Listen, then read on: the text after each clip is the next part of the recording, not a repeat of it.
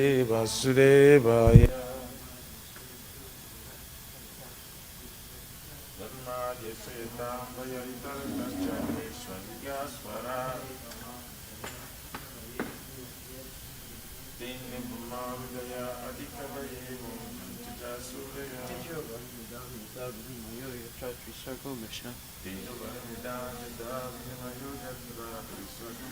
Damna Svena Sada Nirasta Kuhakam Satyam Param Dhimahi.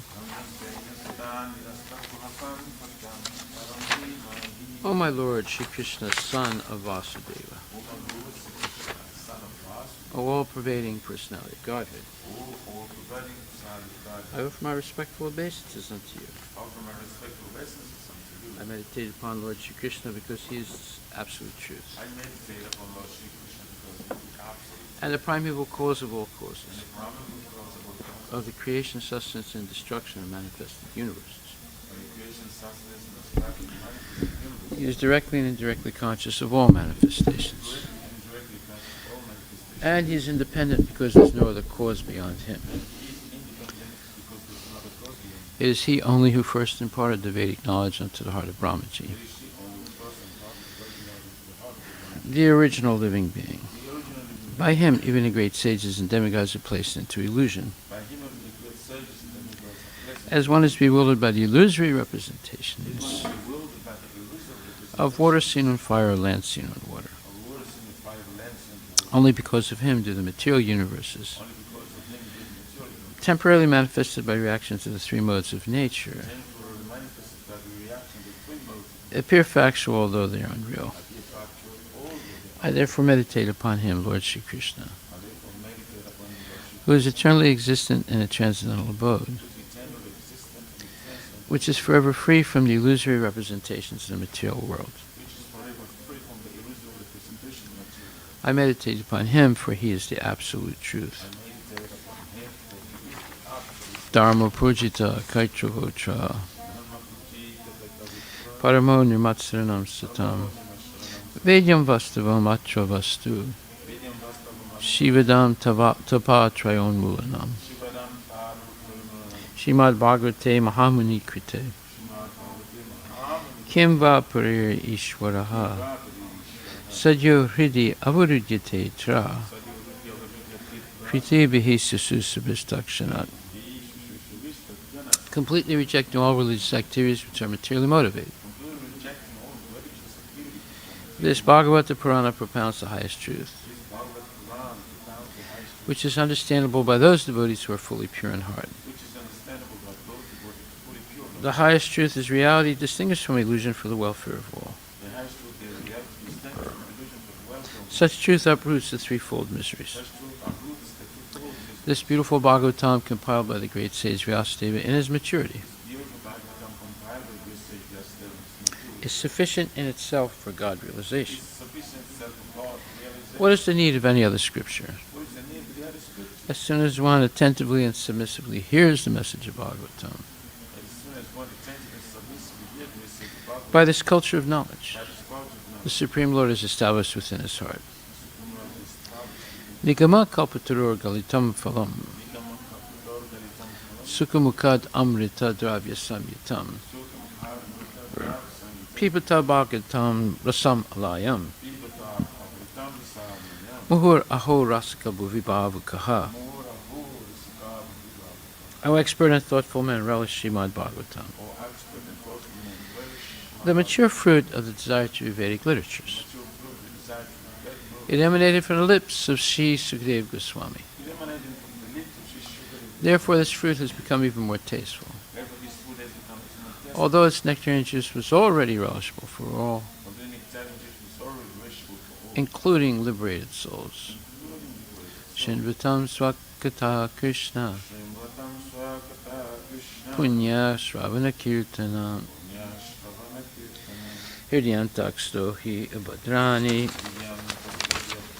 Vidunoti Suhitsatam. To hear about Krishna from Vedic literatures, or to hear from him directly through the Bhagavad Gita, is itself righteous activity. And for one who hears about Krishna, Lord Krishna, who is dwelling in everyone's heart, acts as a best wishing friend, and purifies the devotee who constantly engages in hearing of him. Nastapresu bhadresu nityam bhagavata sevaya bhagavati uttamasloke bhaktir bhavati naistake. In this way, a devotee naturally develops his dormant transcendental knowledge. As he hears more about Krishna from the Bhagavatam and from the devotees, he becomes fixed in the devotional service of the Lord. Tadarajas tomo bhava kamalobhadayaschaye cheta etaira navidam stitvam sattve prasidati. By development of devotional service, one becomes freed from the modes of passion and ignorance, and thus material lust and avarice are diminished. Evam prasana manaso bhagavat bhakti yogataha bhagavat tattva vijnanam mukta sangasya jayate. When these impurities are wiped away, the candidate remains steady in his position of pure goodness, becomes enlivened by devotional service, and understands the science of God perfectly. Vidyate hridaya grantis chidyante sarvasamsaya siyante chasya karmani drista evatmanishvare. Thus, Bhakti Yoga severs the hard knot of material affection and enables one to come at once to the stage of a samsayam samagam, understanding of the Supreme Absolute Truth Personality of Godhead. Therefore, only by hearing from Krishna or from his devotee in Krishna consciousness can one understand the science of Krishna. Srimad Bhagvatam, Canto 2, Chapter 3, Text 10. Akama sarvakamo va mokshakama udaradihi tivrena bhakti yogena yajata purusham param. Translation: a person who has broader intelligence, whether he be full of all material desires, without any material desire, or desiring liberation, must by all means worship the Supreme Whole, the Personality of Godhead. Purport by His Divine Grace, A.C. Bhaktivedanta Swami Srila Prabhupada Ki Jai.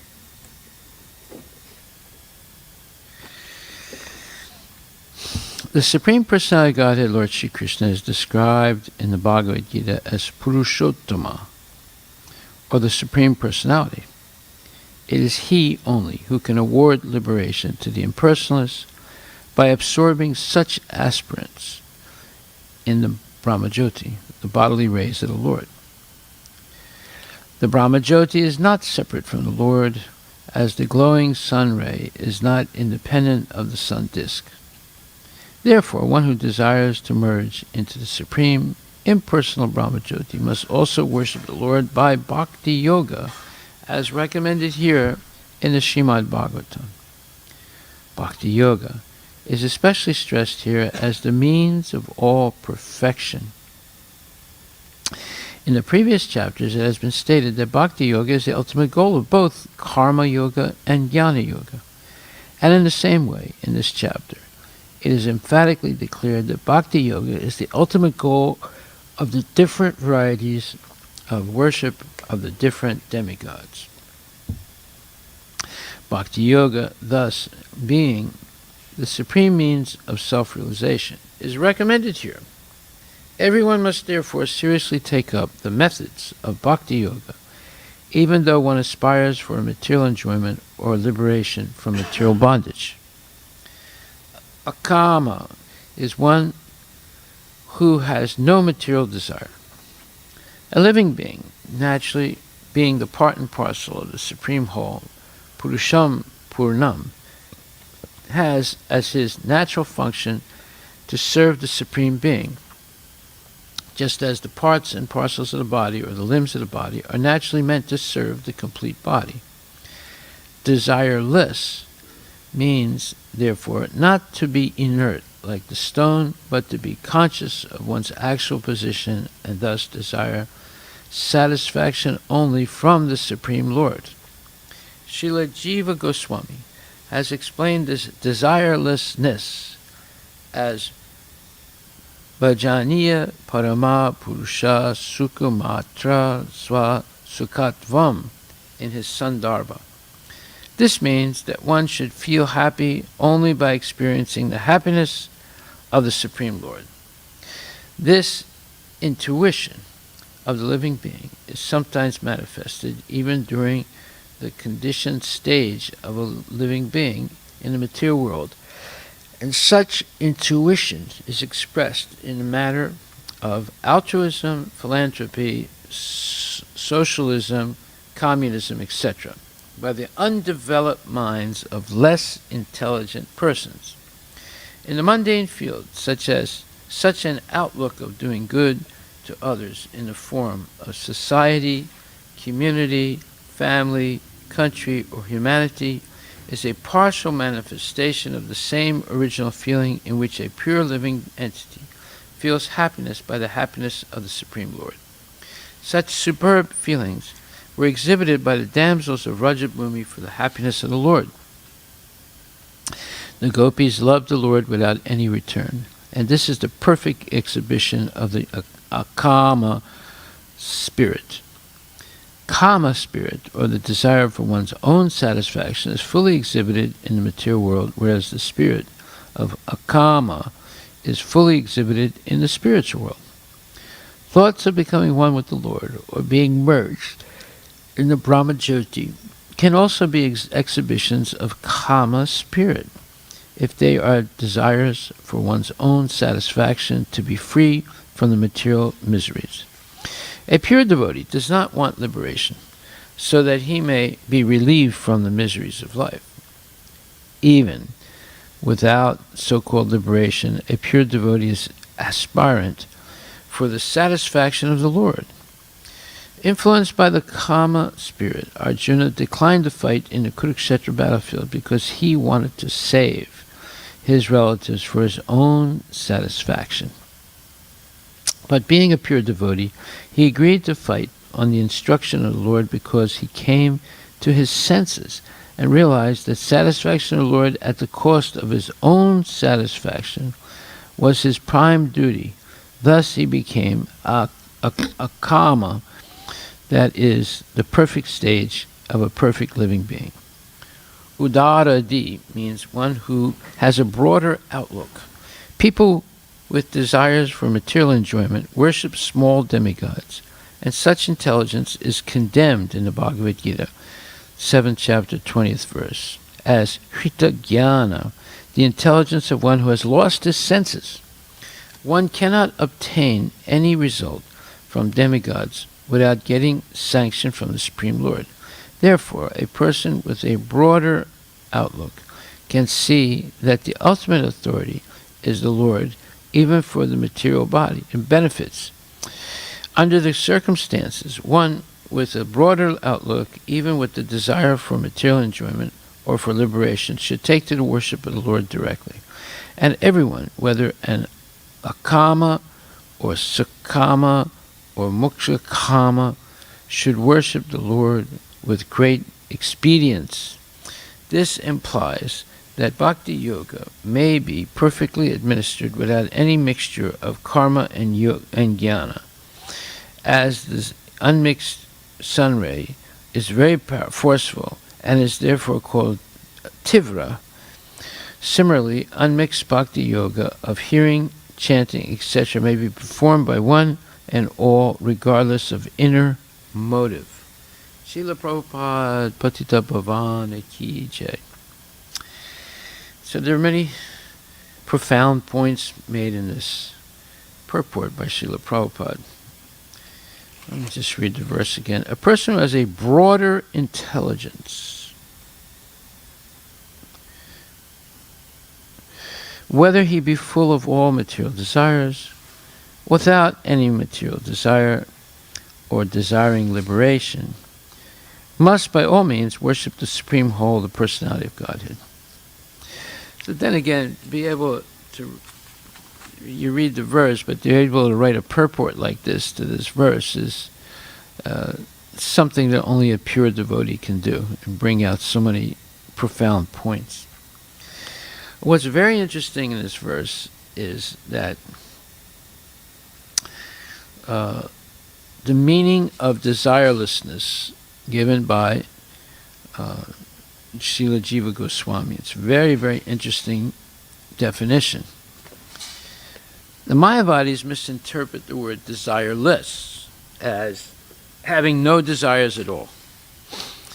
And that is a wrong interpretation of the word desireless. But if you don't have a bona fide guru, then one will speculate inadvertently and come up with that type of definition. No material. Desireless means no desires. But that's not the meaning of the word in Sanskrit. Just like we have two words in Sanskrit, niskama and naiskama. So niskama means no material desire. Naiskama means desiring to please Krishna. So this akama, meaning no desire, and niskama, meaning no desire, actually has to be, you need to have the definition of Jiva Goswami to understand what it means. So, he says that this word, the idea of desirelessness means that one should feel happy only by experiencing the happiness of the Supreme Lord. So, the devotee works only for the happiness of the Lord, not for his own material happiness. Therefore, working for the happiness of the Lord is spiritual. This is what is going on in the spiritual world, like the gopis. They're working only for the happiness of the Lord. They have no desire for personal happiness based on the body or based on desire for sense gratification. So this is a stark difference between the material world and the spiritual world. The material world is kama. Kama means or an exhibition of the kama spirit, desires for one's own satisfaction. That was Arjuna's problem in the beginning of the Bhagavad Gita. He was desiring for his own satisfaction. But the spiritual world is the akama state or spirit. That is, pure devotee doesn't want any satisfaction for themselves, nor do they desire to be free from material miseries. A pure devotee does not want liberation so that he may be relieved from the miseries of life. Even without so-called liberation, a pure devotee is aspirant for the satisfaction of the Lord. So, that's a very important point. Virtually incomprehensible for materialists. Not virtually, factually incomprehensible for a materialist. How a person can be desireless, meaning desiring only to please the Lord, and not seeking any personal satisfaction or sense gratification. So this is this what Prabhupada calls this intuition is manifested even in the conditioned state of a living being. It's an amazing statement. Even in the conditioned state of a living being in the material world, this intuition Now, what does intuition mean? Let's look that word up. It's basically intuition is a dictation from the Lord. But that's not the way they define it in the dictionary. Let's see what they say in the dictionary. They say it's a feeling that one has. What's it say?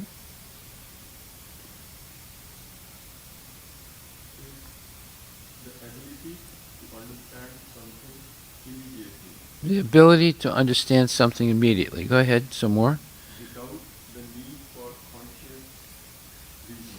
Without the need for conscious reasoning. Any second definition?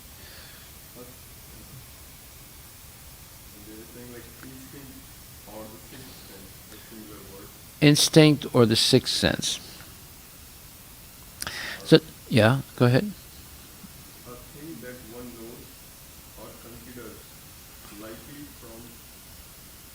A thing that one knows or considers.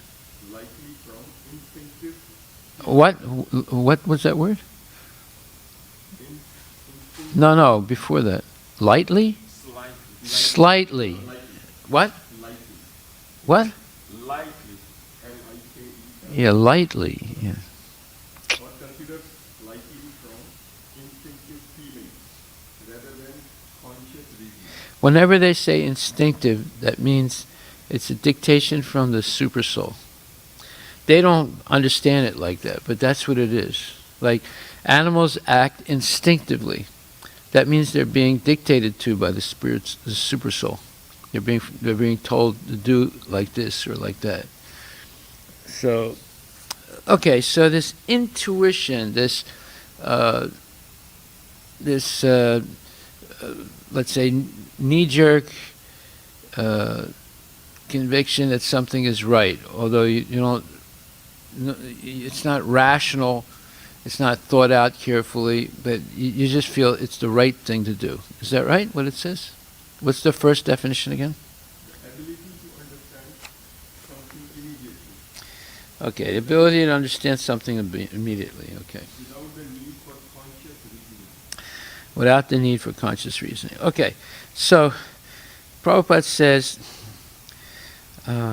that this intuition of living being is sometimes manifested even during the conditioned stage of a living being in the material world. And such intuition is expressed in the manner of altruism, philanthropy, socialism, communism. Yeah, so altruism means doing good deeds to others. And philanthropy means giving charity to others.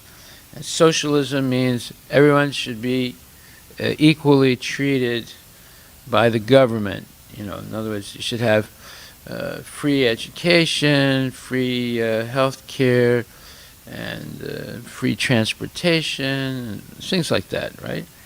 And communism means everyone is on the same level. There are no classes, no high class, low class, or everyone is equal, and they all share the benefits of their work equally. So this is people intuitively think that life should be like this. Either life should be full of good deeds, or life should be full of charity, or life should be, everyone should be treated equally, or everyone should share things and not be possessive of anything, right? So when you join a communistic, let's say, group, there's no one is better than anyone else, and everybody has to share. There's no rich people and no poor people. They're all the same by sharing. Anyway, what happens is this is an intuitive feeling that people should live like this, right? And then it says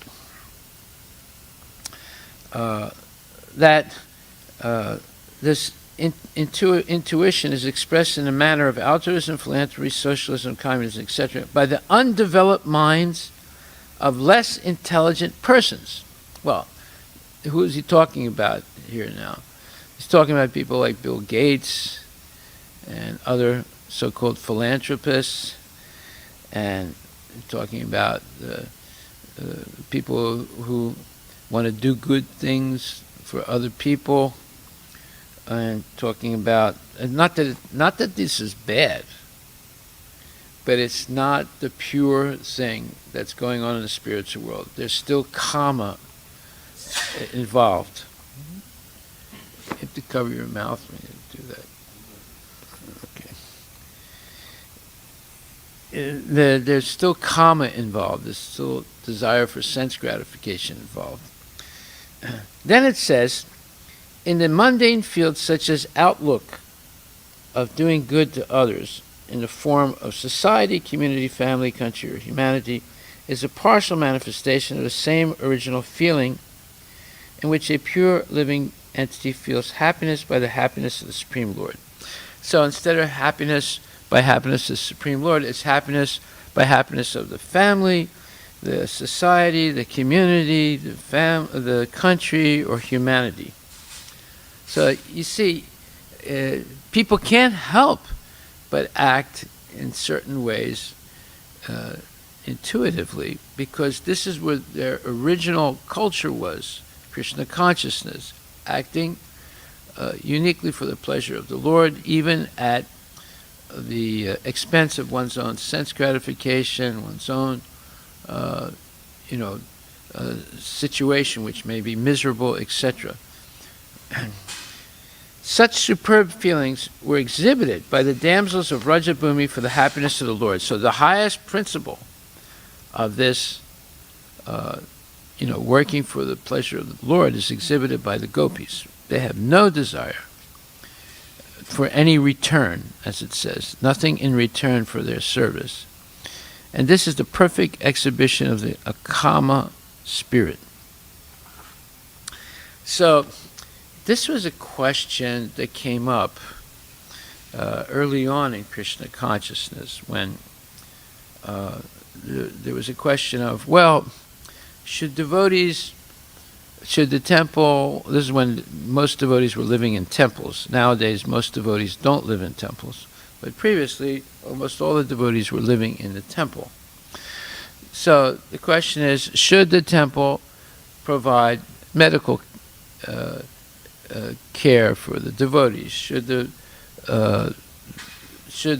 devotees receive a salary, or at least a stipend for their personal maintenance? Should all these questions came up, and it was a difficult thing to answer, because as we see in the spiritual world, the gopis are not asking anything in return for their service. They're serving completely without any, and they're minimizing their material needs to a very startling, or a very, let's say, minimal level. So when devotees were all brahmacharis and brahmacharinis, it was more feasible to live like that. But then when they started getting married, then it became a problem, right?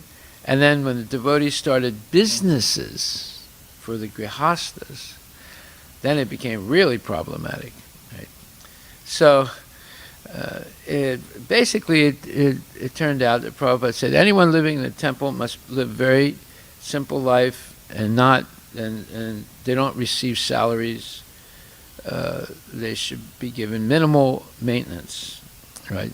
In other words, toothbrush, toothpaste, soap, japa bag, japa beads, a kopin, and maybe 2 dhotis, 2 kurtas. That's it. Maybe a coat, some socks, shoes, but that's it. It shouldn't go beyond that.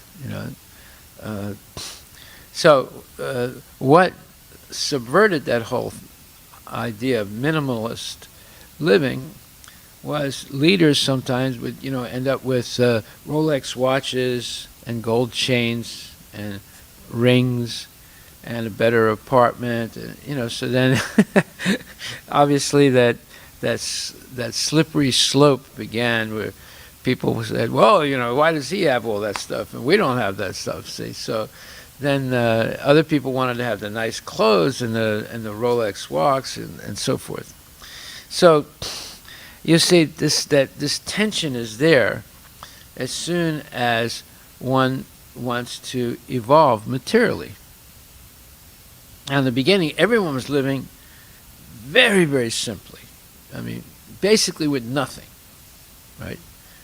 And but then it all slowly began to change. And Prabhupada tried to keep it as simple as possible, and basically the devotees were ready to sacrifice like that.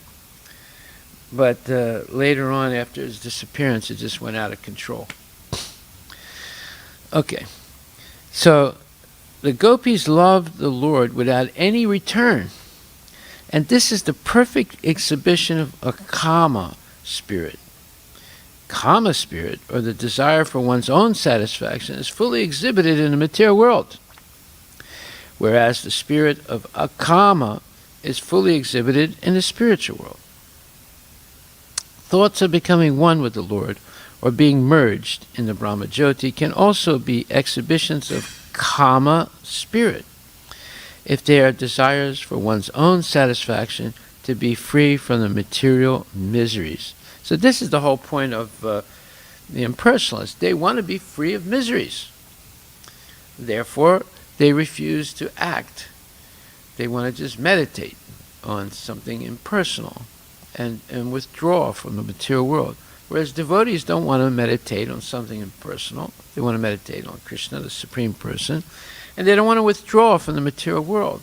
They withdraw from the sense gratification in the material world, but they feel obliged to spread Krishna consciousness and help as many people as possible become Krishna conscious.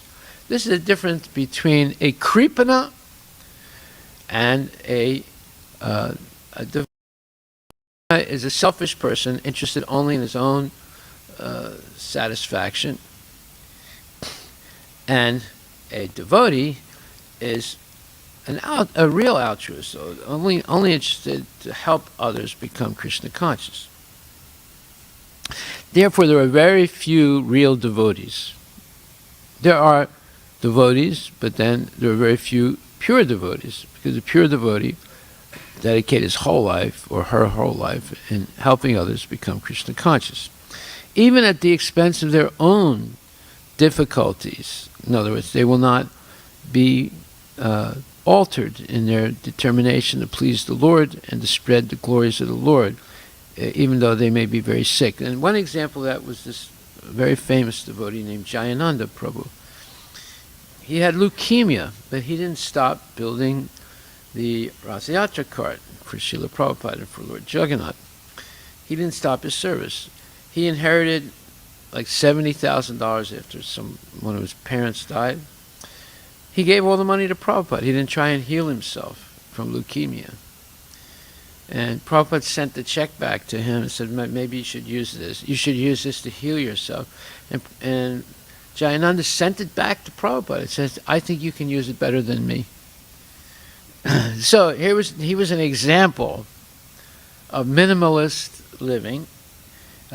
He used to serve in the temple all day long and then drive a taxi at night to be able to pay the expenses of the temple and be there in Mangal Arati. And he would be taking the trash out and cleaning and never complained.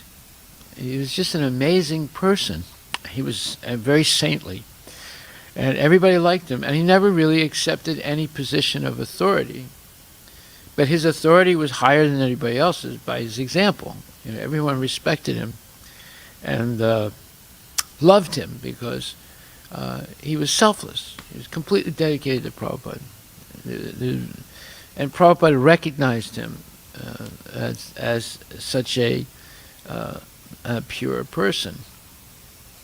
So This is what we call the broader outlook, udaradihi.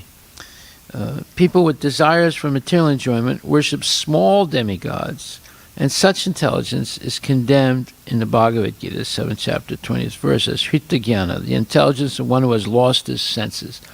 So this is like the mentality of the local grocer, The local grocer is only interested in his own sense gratification, working hard day and night, and making, 5 cents on this product, 50 cents on that product, $1 on another product, putting it all together at the end of the month, paying his bills, and eating and having sex at night, and like that. It's the grocer mentality. It's very, very, very limited consciousness. But someone who's udaradi has a broader outlook. They say, wait a minute, what's the purpose of life? It's not to work like an ass and just eat, sleep, mate, and defend. There has to be some other greater purpose. And they understand that. Intuitively, they understand that there has to be something else besides this eating, sleeping, mating, and defending. So one cannot obtain any result from demigods without getting sanction from the Supreme Lord. Therefore, a person with a broader outlook can see that the ultimate authority is the Lord, even for material benefits. That's why in this verse it says, akama, sarvakama, or moksha karma.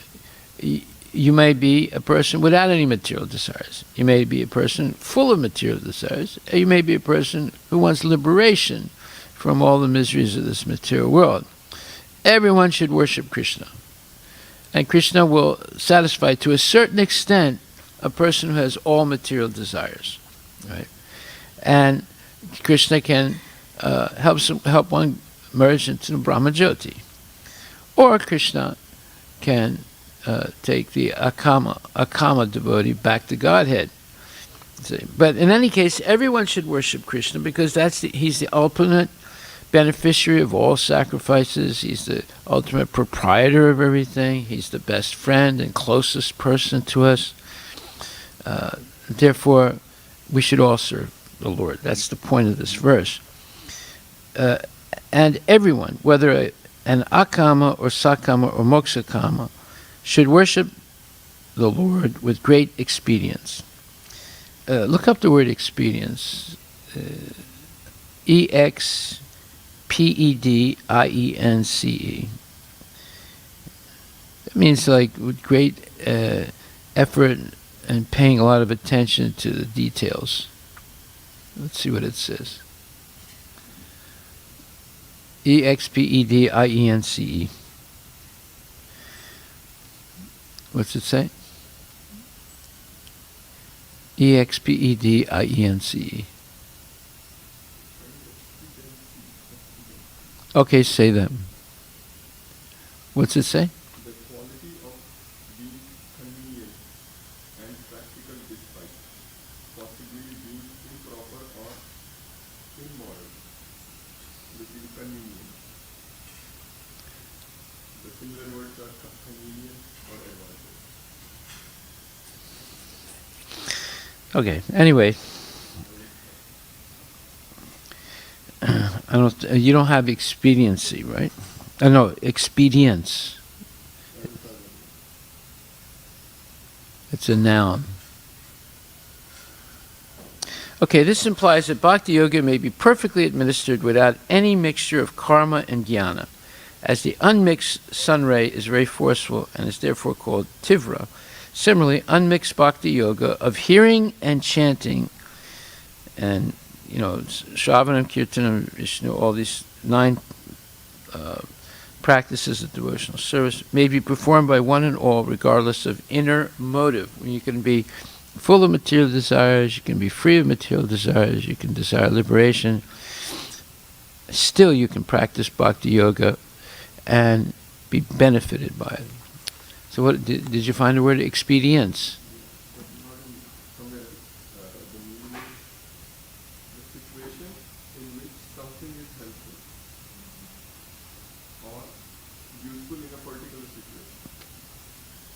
Sometimes not morally acceptable. As a matter of exclusion. Okay, so that's the meaning. In other words, whether you have no material desires, whether you have all material desires, or whether you want liberation. So someone who has all material desires or someone who wants liberation is not a pure devotee, but still they can function in Krishna consciousness. That's the point. Okay, so thank you very much. We'll stop right there. All glories to Srila Prabhupada Ki Jai.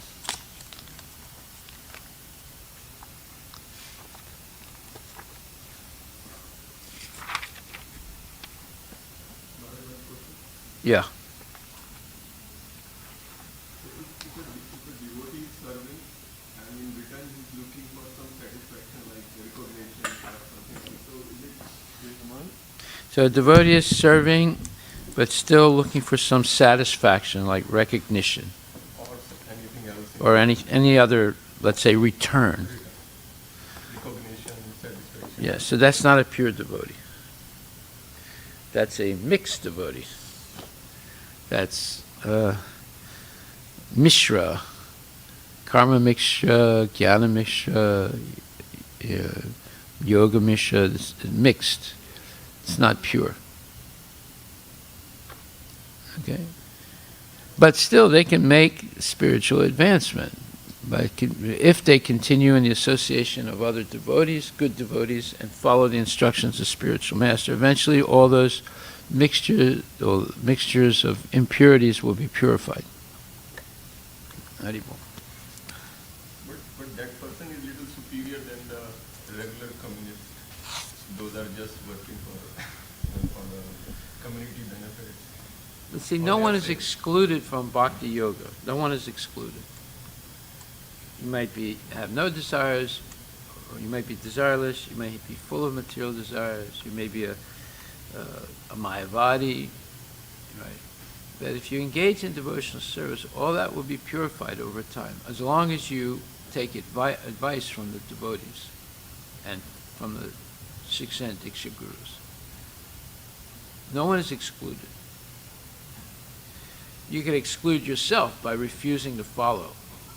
Then you exclude yourself. But the devotees will always be welcoming everyone. So when people come here in the beginning, nobody's coming with pure intentions. They will have mixed desires. You don't say, you have to be a pure devotee, otherwise you can't enter the temple. It's like a hospital. If you can't come to the hospital unless you're a pure devotee, well, wait a minute, you're going to the hospital, you're